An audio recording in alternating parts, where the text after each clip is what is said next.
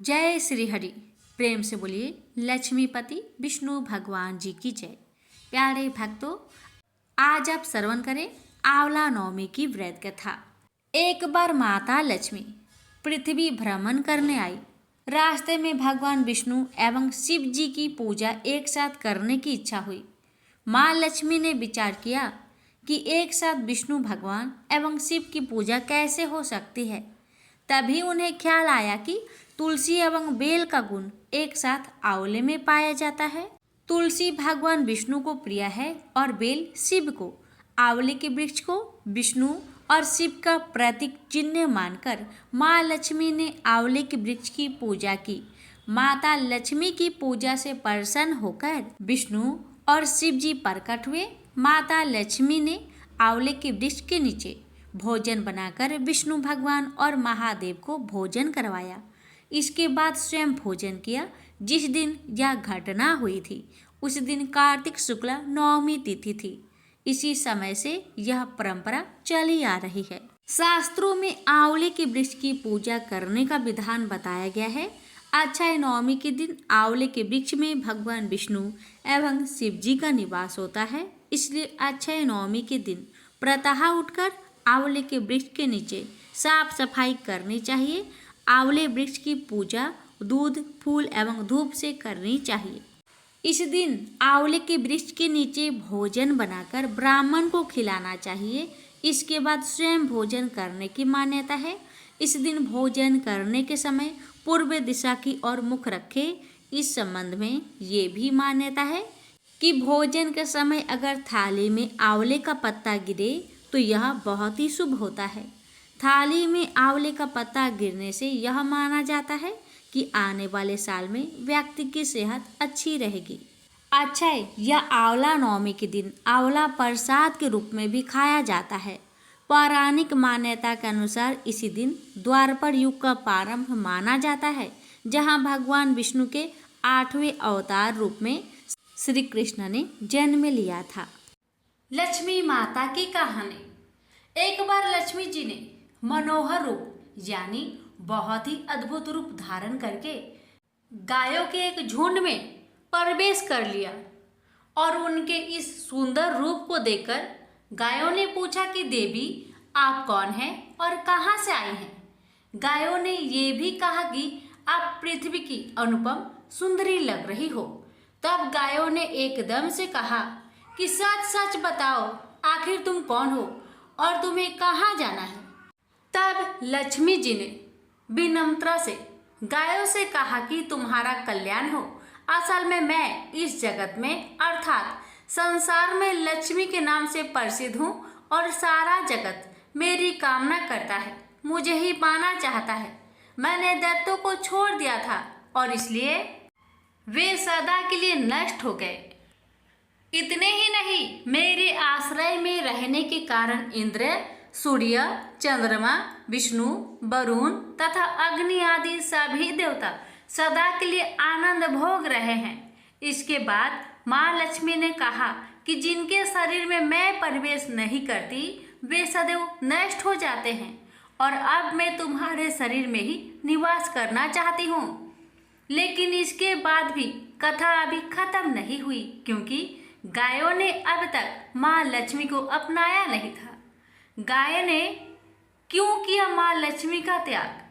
देवी लक्ष्मी की इन बातों को सुनने के बाद गायों ने कहा कि तुम बड़ी चंचल हो, इसलिए कभी कहीं नहीं ठहरती।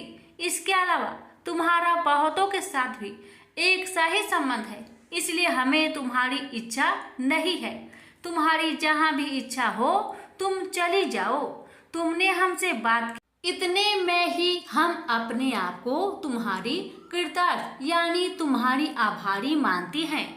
गायों के ऐसा कहने पर लक्ष्मी ने कहा कि ये तुम क्या कह रही हो?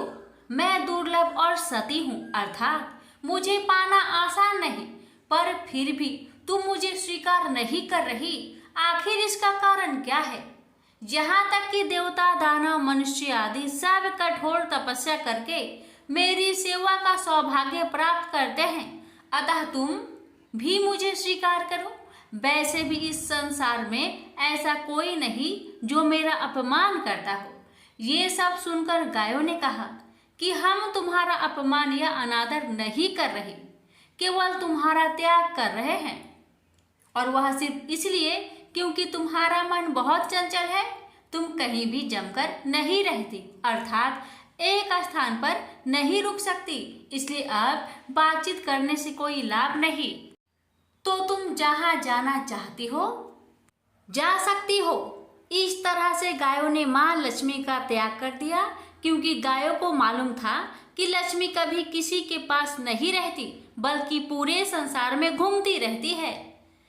पर फिर भी मां लक्ष्मी ने हार नहीं मानी और इतना सब होने के बाद भी वार्तालाप जारी रखी। अब आखिर में मां लक्ष्मी ने कहा, गायों, तुम दूसरे को आदर देने वाली हो, और यदि तुमने ही मुझे त्याग दिया तो सारे जगत में मेरा अनादर होने लगेगा। इसलिए तुम मुझ पर भी अपनी कृपा करो। मैं तुमसे केवल सम्मान चाहती हूँ। तुम लोग सदा सबका कल्याण करने वाली पवित्र और सौभाग्यवती हो, तो मुझे भी बस आज्ञा दो कि मैं तुम्हारे शरीर के किस भाग में निवास करूं। इसके बाद गाय ने भी अपना मन बदल लिया और गायों ने कहा, हे यशस्विनी, हमें तुम्हारा सम्मान अवश्य ही करना चाहिए, इसलिए तुम हमारे गोबर और मूत्र में निवास करो, क्योंकि हमारी ये दोनों वस्तुएं ही परम पवित्र है। तब माँ लक्ष्मी ने कहा, धन्यवाद और धन्य भाग मेरे, जो तुम लोगों ने मुझ पर अनुग्रह किया, यानी मेरे प्रति इतना कृपा दिखाई। मैं अवश्य ऐसा ही करूंगी। मैं सदैव तुम्हारे गोबर और मूत्र में ही निवास करूंगी। सुखदायिनी गायों, अर्थात सुख देने वाली गायों, तुमने मेरा मान रख लिया, अतः तुम्हारा भी कल्याण हो। बस यही वचन है कि गाय की इन दोनों वस्तुओं को लक्ष्मी का ही रूप समझा जाता है। प्रेम से बोलिए लक्ष्मी माता की जय। एक बार नारद मुनि जी ने भगवान विष्णु से पूछा, हे भगवान, आपका इस समय सबसे प्रिय भक्त कौन है? अब विष्णु तो भगवान है, सो झट से समझ गए अपने भक्त नारद मुनि की बात और मुस्कुराकर बोले, मेरा सबसे प्रिय भक्त उस गांव का एक मामूली किसान है। यह सुनकर नारद मुनि जी थोड़ा निराश हुए और फिर से एक प्रश्न किया, हे भगवान, आपका बड़ा भक्त तो मैं हूँ, तो फिर सबसे प्रिय क्यों नहीं? भगवान विष्णु जी ने नारद मुनि से कहा, इसका जवाब तो तुम खुद ही दोगे। जाओ, एक दिन उस किसान के घर रहो और फिर सारी बात मुझे बताना। नारद मुनि जी ने सुबह सवेरे उस किसान के घर पहुंच गए। देखा अभी अभी किसान जागा है और उसने सबसे पहले अपने जानवरों को चारा दिया, फिर मुंह हाथ धोए दैनिक कार्यों से निर्वृत्त हुआ। जल्दी जल्दी भगवान का नाम लिया, रूखी सूखी रोटी खाकर जल्दी जल्दी अपने खेतों पर चला गया। सारा दिन खेतों में काम किया, शाम को वापस घर आया, जानवरों को अपनी अपनी जगह बांधा, उन्हें चारा पानी डाला, हाथ पांव धोए, कुल्ला किया, फिर थोड़ी देर भगवान का नाम लिया, फिर परिवार के संग बैठकर खाना खाया और कुछ बातें की और फिर सो गया। अब सारा दिन यह सब देखकर नारद मुनि जी भगवान विष्णु के पास वापिस आए और बोले, भगवान, मैं आज सारा दिन उस किसान के संग रहा, लेकिन वो तो ढंग से आपका नाम भी नहीं ले सकता। उसने थोड़ी देर सुबह, थोड़ी देर शाम को, और वो भी जल्दी जल्दी आपका ध्यान किया, और मैं तो 24 घंटे सिर्फ आपका ही नाम जपता हूँ। क्या अभी आपका सबसे प्रिय भक्त वो गरीब किसान ही है?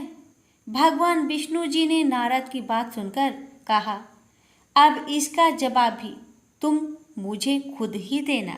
भगवान विष्णु जी ने एक कलश अमृत से भरा नारद मुनि को थमाया और बोले, इस कलश को लेकर तुम तीनों लोकों की परिक्रमा करके आओ, लेकिन ध्यान रहे अगर एक बूंद भी अमृत नीचे गिरा तो तुम्हारी सारी भक्ति और पुण्य नष्ट हो जाएंगे। नारद मुनि तीनों लोकों की परिक्रमा करके जब भगवान विष्णु के पास वापिस आए तो खुश होकर बोले, भगवान मैंने एक बूंद भी अमृत नीचे नहीं गिरने दिया। विष्णु भगवान ने पूछा, और इस दौरान तुमने मेरा नाम कितनी बार लिया, मेरा स्मरण कितनी बार किया? तो नारद बोले, अरे भगवान जी, मेरा तो सारा ध्यान इस अमृत पर था, फिर आपका ध्यान कैसे करता? भगवान विष्णु ने कहा, हे नारद, देखो उस किसान को, वो अपना कर्म करते हुए भी नियमित रूप से मेरा स्मरण करता है, क्योंकि जो अपना कर्म करते हुए भी मेरा जाप करे वो ही मेरा सबसे प्रिय भक्त हुआ। और तुम तो सारे दिन खाली बैठे ही जप करते हो, और जब तुम्हें कर्म दिया तो मेरे लिए तुम्हारे पास समय ही नहीं था। तो नारद मुनि सब समझ गए और भगवान के चरण पकड़ लिए और बोले, हे भगवान, आपने मेरा अहंकार तोड़ दिया, आप धन्य हैं। तो प्रेम से बोलिए, विष्णु भगवान की जय। एक बूढ़ा ब्राह्मण था। वह रोज पीपल को जल से सींचता था। पीपल में से रोज एक लड़की निकलती और कहती, पिताजी मैं आपके साथ जाऊंगी। यह सुनते सुनते बूढ़ा दिन व दिन कमजोर होने लगा। तो बुढ़िया ने पूछा कि क्या बात है? बूढ़ा बोला कि पीपल से एक लड़की निकलती है और कहती है कि वह भी मेरे साथ चलेगी। बुढ़िया बोली कि कल ले आना उस लड़की को, जहाँ 6 लड़कियां पहले से ही है हमारे घर में, वहाँ 7वीं लड़की और सही। अगले दिन बूढ़ा उस लड़की को घर ले आया।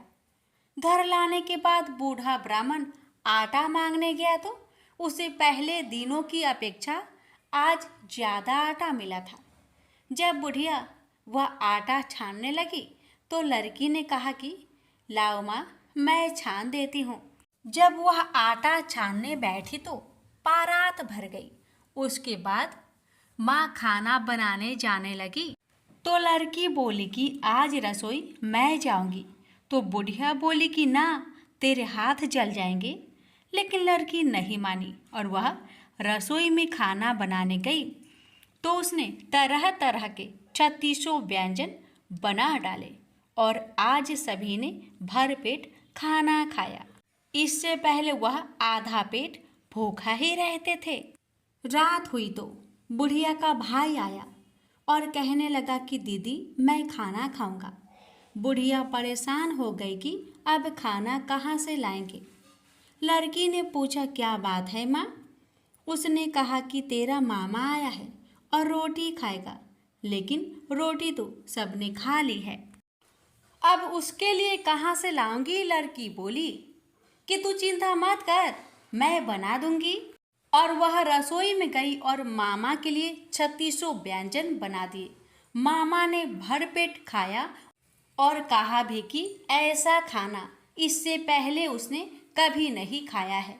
बुढ़िया ने कहा कि भाई, तेरी पावनी भांजी है, उसी ने बनाया है। शाम हुई तो लड़की बोली कि माँ, चौका लगा के चौके का दिया जला देना, कोठे में मैं सोऊंगी। बुढ़िया बोली कि ना बेटी, तो डर जाएगी। लेकिन वह बोली कि ना, मैं ना डरूंगी, मैं अंदर कोठे में ही सोऊंगी। वह कोठे में ही जाकर सो गई। आधी रात को लड़की उठी और चारों ओर आंख मारी तो धन ही धन हो गया। वह बाहर जाने लगी तो एक बूढ़ा ब्राह्मण सो रहा था। उसने देखा तो कहा कि बेटी, तू कहाँ चली? लड़की बोली कि मैं तो दरिद्रता दूर करने आई थी, अगर तुम्हें दूर करवानी है तो करवा लो। उसने बूढ़े के घर में भी आंख से देखा तो चारों ओर धन ही धन हो गया। सुबह सवेरे सब उठे तो लड़की को ना पाकर उसे ढूंढने लगे कि पावनी बेटी कहाँ चली गई। बूढ़ा ब्राह्मण बोला कि वह तो लक्ष्मी माता थी, जो तुम्हारे साथ मेरी दरिद्रता भी दूर कर गई। हे लक्ष्मी माता, जैसे आपने उनकी दरिद्रता दूर की, वैसे ही सबकी करना। एक समय एक मेढक व मेढकी का जोड़ा था। इनमें से मेढकी हमेशा भगवान विनायक यानी गणेश जी की पूजा अर्चना करती थी।